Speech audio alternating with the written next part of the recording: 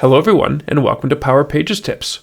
My name is Nicholas Hayduk, and this is tip number 334, Managed WAF Rules. Back in tip number 277, I talked about some of the new features available for the built-in web application firewall. Since then, we have even more rules available to us out of the box, and the ability to turn those rules on and off. Before we dive into the details, don't forget to subscribe to the Engineered Code YouTube channel for our weekly tips, monthly community calls, and lots of other Power Pages and Power Platform content.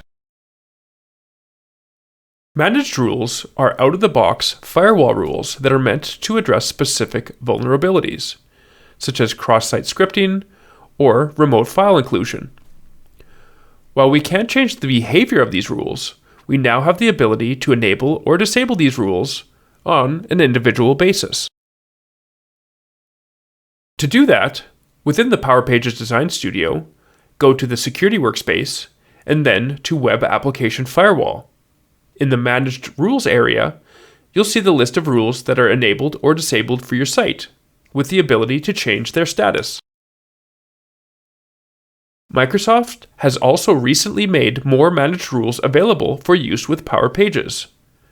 These rules are meant to protect against bots. Click Add New Rule, and then switch the rule category to Managed Rules to see what's available, and to add them to your site.